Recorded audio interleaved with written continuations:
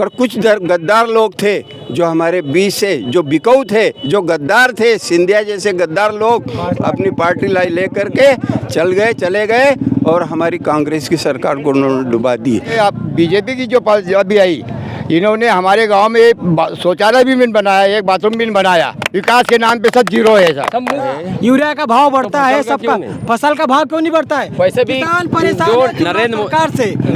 और जो श्रावण के महीने में 2 दिन के बोला था 3 सिलेंडर की घोषणा करी थी, वो घोषणा करी हुई पर अभी लागू नहीं हुई। हमने एजेंसियों पे जानकारी ली, भैया हमारी एजेंट टंकी भरवाना है 450 में। इस प्रदेश के जो मुखिया हैं, इन्होंने एक समय में कहा था कि इस किसान की मिट्टी को भी इतनी उपज बनाऊंगा, उसको भी इतनी महंगी बिकवाऊंगा कि किसान कहाँ से कहाँ जाएगा। लेकिन आज उसके अनाज का कोई भाव नहीं है। ठीक है। सेकेंडली ये आता है कि आप बोल रहे हो 5 किलो अनाज की बातें कर रहे हो, लाडली बहना योजना की। तो एक तरफ लाडली बहना को 1000 रुपये का लालीपाप दे रहे हो और तुम्हारे जीजाओं को बेघर कर रहे हो, नौकरी नहीं दे रहे हो उनको। अगर तुम इतना ही चाहते हो तो फिर इन भैयाओं के बारे में सोचो ना, भांजे कहाँ जाएंगे? अगर उनको रोजगार मिल जाएगा, जब उनको रोजगार मिल जाएगा तो ये लाडली योजना का लाभ की आवश्यकता क्या है? इस लालीपाप की आवश्यकता क्या है? ये किसान नर्मदा पट्टी में देखो, जहाँ जहाँ गए किसान बर्बाद हो गया, पूरी फसलें तहस नहस हो गई। भाव 12,000 क्विंटल था जब बीज लाए थे, और हम मंडी में और कभी किसान सेठ लोग मांगते हैं 3,000 मांगते हैं 3500 में। तो किसान क्या है? किसान क्या है? शिवराज के आंखों में क्या है? यूरिया का भाव बढ़ता है, सबका फसल का भाव क्यों नहीं बढ़ता है? वैसे भी किसान परेशान है नरेंद्र सरकार से। नरेंद्र मोदी बहुत परेशान है शिवराज सरकार से। दिनों के बाद क्या है? दिनों के बाद हो रहे हैं, 2 महीने से लाली 1000 रुपए देकर 2000 रुपए बिजली बिल वसूल कर लिया। अभी गेहूं का भाव क्या होगा? अपने 2200 रुपए कुंटल लिया, आज 3000 रुपए कुंटल मार्केट में बिक रहा है। गरीब आदमी को तुम फोकट में बांट रहे हो, लेकिन किसान की जो मेहनत की कमाई है वो कहाँ जा रही है? वो बोनस नहीं दिया अभी तक, बोनस बंद कर दिया है। समय में जो बोनस की बात हुई थी वो बोनस नहीं दिया। और जितने भी किसान खड़े हैं इनको पूछो, जब कांग्रेस की सरकार बैठी थी, जब 10-10 हजार रुपए किसान का मुआवजा डला था तो नहीं डला था भाई? सब बताइए, सत्य बताइए, झूठ मत बोलना। कर्जा भी माफ, 1 लाख तक का कर्जा भी माफ हुआ था।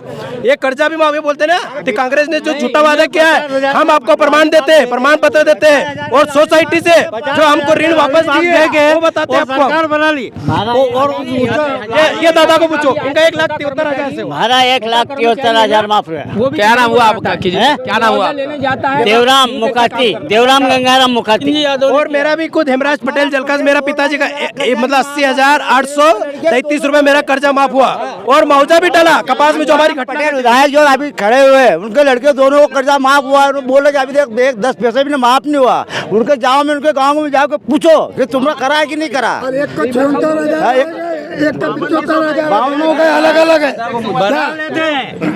मैं अमर सिंह पटेल, पूर्व जनपद अध्यक्ष कसरावत जी। मैं आपसे ये कहना चाहता हूँ कि 18 साल की जो भारतीय जनता पार्टी की जो सरकार रही है उसमें किसान त्रस्त है, मजदूर त्रस्त है, शिक्षाकर्मी त्रस्त है, संविदा वाले त्रस्त है, सभी कर्मचारी त्रस्त है। महंगाई ने इस क्षेत्र में मध्य प्रदेश में कमर तोड़ महंगाई करी है। पेट्रोल महंगा है, डीजल महंगा है, दाल महंगी है, आटा महंगा है, सभी तरह की महंगाई हमने 18 साल में देखी है। जो आज विनाश की लीला जो हमारे किसानों के ऊपर जो त्रस्त हो रहे हैं, आज किसी का इस पर ध्यान नहीं है। नर्मदा की बाढ़ आई, हजारों घर बेघरबार हो गए, आज तक न तो फसलों का मुआवजा देने के लिए कोई सरकारी कर्मचारी हमारे पास आया नहीं है। और आज हम यही सचिन यादव जो कृषि मंत्री थे, उन्होंने हमारा 24 लाख किसानों का 22 करोड़ कर्ज माफ़ हुआ। और जो हमारे सामने सचिन यादव के सामने जो आत्माराम पटेल जो विधायक बना था, जिसने 50,000 का जुमला फैलाकर आज तक 50,000 रुपये का न तो कर्जा माफ़ किया है और किसी प्रकार से किसानों को सहयोग नहीं दी।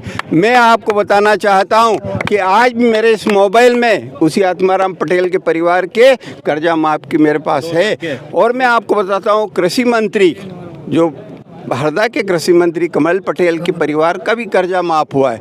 और मेरे इस मोबाइल में शिवराज सिंह सरकार के शिवराज सिंह के परिवार का भी कर्जा माफ़ है। तो कर्जा माफ़ किया है कांग्रेस सरकार ने किया है। और किसानों का साथी, जवानों का साथी, मजदूरों का साथी, किसान का साथी सभी कांग्रेस परिवार के लोग हैं। हम तन मन धन से इस क्षेत्र में इतना प्रचार प्रसार करेंगे खिलाफ लोगों का कि हमको 50,000 वोट से सचिन यादव जी को जिताना है। हम संकल्प लेकर के जाते हैं। आज स्थिति बहुत ही दयनीय है। 1 लाख आज स्थिति बहुत ही दयनीय है। किसान मर रहा है, मजदूर मर रहा है, सभी तरह की महंगाई हमारी कमर तोड़ रही है। हम ज़्यादा से ज़्यादा वोटों को जिताकर सचिन यादव को विधानसभा में भेजेंगे। और मैं आपको विश्वास दिलाना चाहता हूं कि पूरे मध्य प्रदेश से 160 सीटें जीत करके आ रही है। हमारा दुर्भाग्य था कि 2018 में हमने चुनाव जीता, कांग्रेस की गवर्नमेंट बनी, कमलनाथ जी इस प्रदेश के मुख्यमंत्री बने। सबसे पहले हमारा कर्जा माफ़ की फाइल पे उन्होंने सिग्नेचर की और हम लोगों का कर्जा माफ़ हुआ। और कुछ गद्दार लोग थे जो हमारे बीच से, जो बिकाऊ थे, जो गद्दार थे, सिंधिया जैसे गद्दार लोग अपनी पार्टी लाई ले करके चले गए और हमारी कांग्रेस की सरकार को उन्होंने डुबा दी। आज हम तन मन से सभी कांग्रेस कार्यकर्ता भिड़ेंगे और मध्य प्रदेश में कांग्रेस की गवर्नमेंट बनेगी। कृषि मंत्री हमारे ही भैया बनेंगे, मैं आपको विश्वास दिलाना चाहता हूं। और अरुण भाई, मैं आपको बताना चाहता हूँ, मध्य प्रदेश के उप मुख्यमंत्री ईश्वर बनाएगा उनको। मैं आशा करता हूँ, नहीं विश्वास करता हूँ। ये क्षेत्र सुभाष यादव जी का क्षेत्र है। इस क्षेत्र में हरियाली, जो पहाड़ों पे हम फसलें पैदा करते थे, जो हमारी सूखी ज़मीनें थी, वो ज़मीन बंजर हो रही थी। हम सभी लोगों को पीतमपुर नौकरी करने जाना पड़ता, पर हमारा विश्वास है और हमारे उस पितृपुरुष ने, निमाड़ के पुत्र पुरुष ने ऐसा काम किया है कि सारा निमाड़ हरियाली से तरबतर हो गया।